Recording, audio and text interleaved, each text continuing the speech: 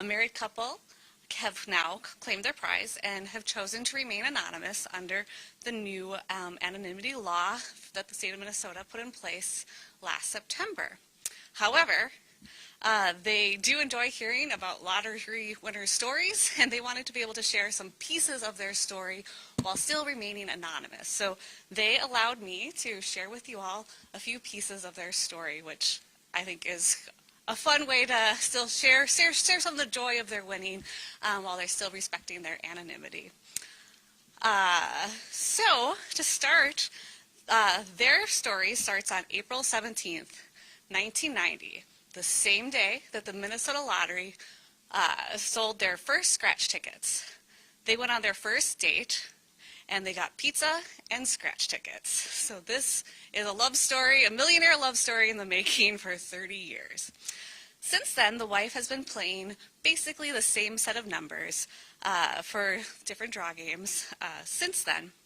She takes a few breaks occasionally, but she was very glad that she's been back playing faithfully in 2021. She said, "Thank goodness, if I had seen those numbers and I didn't have a ticket," and she trailed off, but luckily she had a ticket. They also thought you might be interested in how they found out they won. The night of the drawing, she had dozed off, woke up a little after 10, and like she normally does after 10, she checked the numbers on her cell phone and instantly recognized her numbers.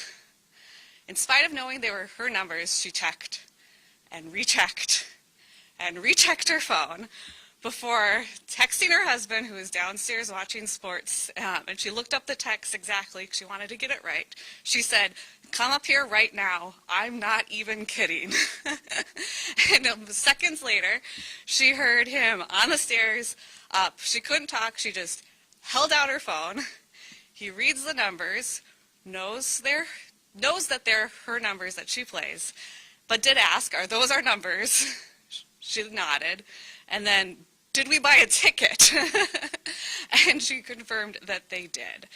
After a few hours of sleep, they did go to work the next day as usual.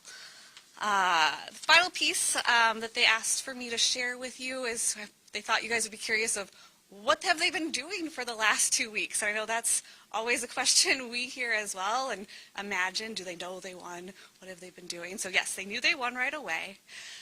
They took the 2 weeks to kind of just put a plan together.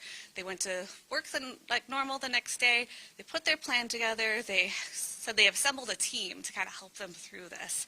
They mentioned a lawyer, a financial advisor, and an accountant. And then they just felt comfortable. They thought it was time to come in and claim the prize.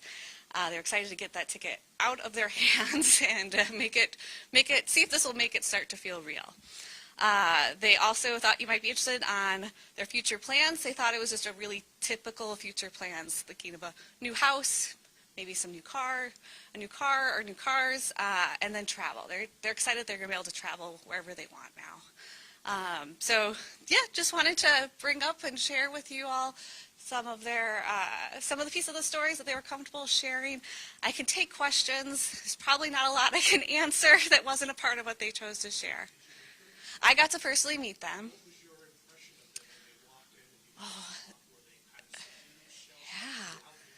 yeah, so it's one of the best parts of my job is getting to meet the winners. So it was fun. I walked in, they had already started the process.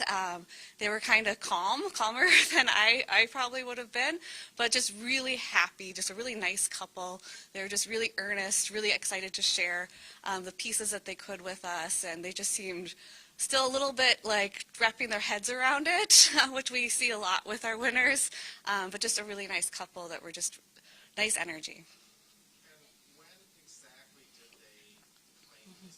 They came in just at the end of the day yesterday, at the end of our time. They didn't release that. They're looking forward to being both retired this summer.